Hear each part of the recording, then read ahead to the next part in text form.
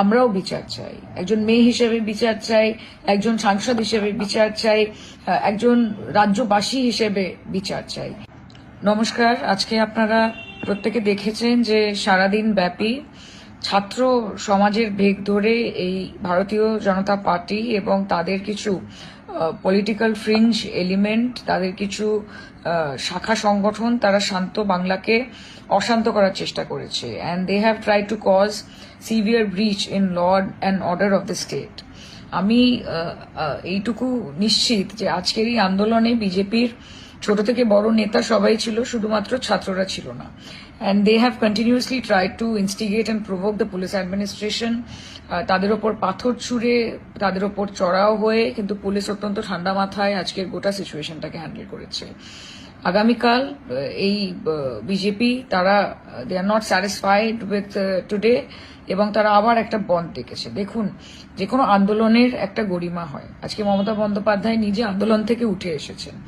কাজে এতদিন ডাক্তারদের যে আন্দোলন, সেই আন্দোলনের গরিমা, সাধারণ মানুষ রাস্তায় নেমেছেন সেই আন্দোলনের গরিমা, সিভিল সোসাইটির আন্দোলনের গরিমা, আজকের এই বিজেপির গুন্ডা বাহিনী যে তাণ্ডব চালিয়েছে, তারা কিন্তু এই আন্দোলনের গরিমাটাকে পুরোপুরি ধূলিসাৎ করে দিয়েছে। আজকে একটা মুভমেন্ট, যে মুভমেন্ট থেকে সমগ্র ভারতবর্ষে হয়তো একটা পজিটিভ চেঞ্জ আসতে পারত।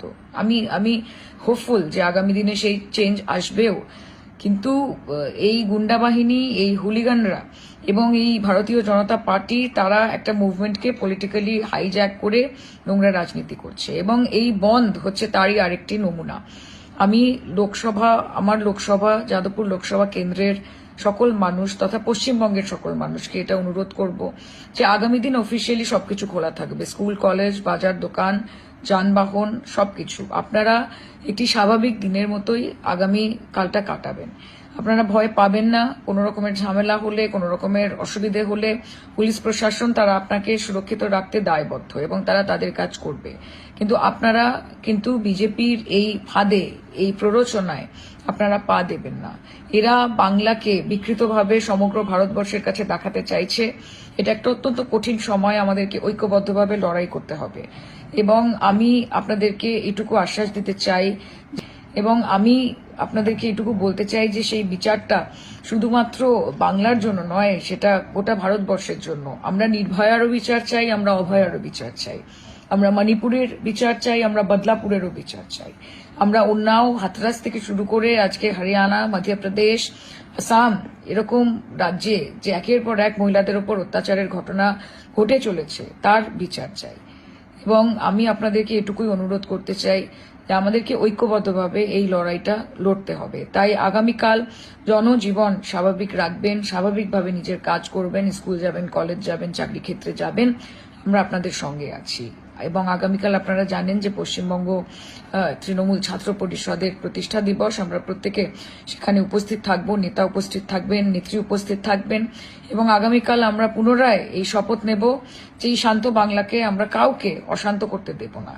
আমরা হাজারবার পশ্চিমবঙ্গের মামাটি মানুষের কাছে মাথা নত করব, কিন্তু এই বিজেপির কাছে আমরা মাথা নত করব না। দুবেলা মরার আগে মরবো না ভাই, মরবো না। মানুষ বলবে। আমি এটা ডিসেম্বর থেকে তৎকালীন যে সরকারটা ছিল মমতা ব্যানার্জির নেতৃত্বে, আপনারা সবাই জানেন 4ঠা ডিসেম্বর আমাকে একটা মসজিদ তৈরি করার জন্য আমি যখন সোচ্চার হয়েছিলাম, বা 1 বছর আগে থেকে বারবার বলেছিলাম, 11 মাস আমাকে কিছু বলা হয়নি। যখন 6 ডিসেম্বর প্রায় সামনে চলে এসেছিল, তখন আমার বিরুদ্ধে অনেক রকম পদক্ষেপ করা হলো, অপপ্রচার করা হলো, এমনকি আমাকে যাতে মসজিদ শুরু করতে না পারি তার জন্য কোর্টে যাওয়া হলো। গেল কারা? কোনো অমুসলিম যায়নি, মুসলিমরাই হাইকোর্টে গেল 2বার, এবং পরিশেষে হাইকোর্টও সেই সময় আমাদের ফেভারেই রায় দিলেন, মুসলিম সম্প্রদায়ের কমের পক্ষেই রায় দিলেন। বললেন যে একজন মুসলমান তারা মসজিদ করতে পারে, তাদেরকে বাধা দেওয়ার কোনো কোর্ট দেয়নি। পরবর্তীকালে সুপ্রিম কোর্টে যাওয়া হয়েছিল, সেখানেও সুপ্রিম কোর্টও ঠিক একইভাবে একজন মুসলিম তার মসজিদ করার অধিকার আছে, সেটাই তিনি বলেছিলেন।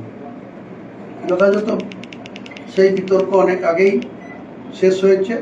তারপরে রাজ্য হাইকোর্টে, কলকাতা হাইকোর্টের মধ্যে কিছু বিশিষ্ট আইনজীবী তেনারাও বলেছিলেন যেখানে ল অ্যান্ড অর্ডার প্রবলেম হবে, এখানে দাঙ্গা হবে, এখানে সমস্যার সৃষ্টি হবে। কিন্তু বাস্তবে আজকে 6 মাস অতিক্রান্ত, আজ পর্যন্ত ওই ইস্যুকে কেন্দ্র করে কোনো ইনসিডেন্ট ঘটেনি বা কোনো ল অ্যান্ড অর্ডার ব্রেক করেনি। তাহলে জানতে হবে যে মুসলিম সম্প্রদায়ের মানুষের বিরুদ্ধে এক শ্রেণীর মুসলিমরাই বেশি বেশি অপপ্রচার বা তাদের উৎসাহ করা, এটা যাদের পেশা তারা করেছে। আমরা তা নিয়ে তাদের বিরুদ্ধে কোনো ধিক্কারও জানাতে চাই না। তাদের শুভবুদ্ধির উদয় হোক, তারা আল্লাহর উপরে বেশি করে ভরসা করুক বা ঈমান নিয়ে চলার চেষ্টা করুক, এটাই বলবো।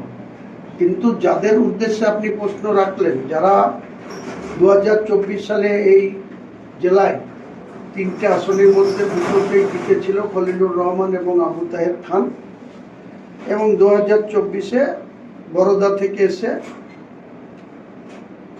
ইউসুফ পাঠানও জিতেছে। কিন্তু কালকে আমরা দেখলাম যে যারা এত বড় বড় কথা আমাদের বিরুদ্ধে বলছিলেন, আমাদেরকে বিজেপির বি টিম সাজানো হচ্ছিল, আমাদের বিরুদ্ধে তৃণমূল কংগ্রেসের কলকাতার পার্টি অফিস থেকে এআই ভিডিও করে আমাদের বিরুদ্ধে মুসলমানদের ইমোশনাল নিয়ে আমরা খেলছি বা আমরা ইমোশনালকে রাজনৈতিকভাবে ব্যবহার করছি, যে মারাত্মক অভিযোগ এনেছিল, তারা আজকে বিজেপির শরণাপন্ন হয়েছে বা বিজেপির নিজেদের কোন স্বার্থে তারা বিজেপির এনডিএকে হাত শক্তিশালী করছে। আইএনডিএ জোটে তাদের নেত্রী আছে বা অন্যান্য দল আছে, কিন্তু যারা এনডিএতে আছে তারা সবাই জানে যে বিজেপি 2024 সালের লোকসভায় যে গরিষ্ঠতার প্রয়োজন 272, সেটাই সংখ্যায় পৌঁছাতে পারেনি। যথাক্রমে অন্ধ্রপ্রদেশের মুখ্যমন্ত্রী চন্দ্রবাবু নাইডু, তিনার 16 জন, বিহারের তৎকালীন মুখ্যমন্ত্রী নীতিশ কুমারের জেডিইউ তাদের 12 জন, এবং চিরাগ পাসওয়ানের 5 জন। এদের সমর্থন নিয়েই মূলত মোদীজির তৃতীয়বারের গভর্নমেন্ট চলছে। এবং তিনি গত 10 তারিখে 10ই জুন ভারতবর্ষের প্রথম প্রধানমন্ত্রী পণ্ডিত জওহরলাল নেহরু যতদিন প্রধানমন্ত্রী ছিলেন সেটাকেও অতিক্রম করে তিনি রেকর্ড সৃষ্টি করেছেন। ভারতবর্ষের প্রধানমন্ত্রীদের যে দীর্ঘ সময় ধরে প্রধানমন্ত্রীর চেয়ারে থাকা, সেটা তিনি স্পর্শ করেছেন। নিশ্চয়ই আমরা ভারতবাসী হিসাবে গর্ব করব, একজন বিজেপির প্রধানমন্ত্রী হিসাবে না, ভারতবর্ষের প্রধানমন্ত্রী, তিনি লম্বা সময় ধরে ভারতবর্ষের প্রধানমন্ত্রীর গদিতে রয়েছেন, সেটা আমরা নিশ্চয়ই তেনার কাছে তেনাকে কৃতজ্ঞতা জানাব। কিন্তু যে সমস্ত ব্যক্তি বিজেপি বিরোধী লোকদের ভোট নিয়ে নির্বাচিত হয়েছিল, সে আবু তাহের খান, খলিলুর রহমান কিসের স্বার্থে এই এনডিএ কে সাপোর্ট করছে বা টিএমসি ত্যাগ করে টিএমসির নেতাদের আজকে তিনিরা বলছেন যে নেত্রী অভিষেকের জন্য দল ডুবলো। এই অভিষেক যখন দলটাকে নিয়ে ব্যবসা করছিল, যখন টাকা তুলছিল, তখন তো এইসব ব্যক্তিদের মুখে কোনো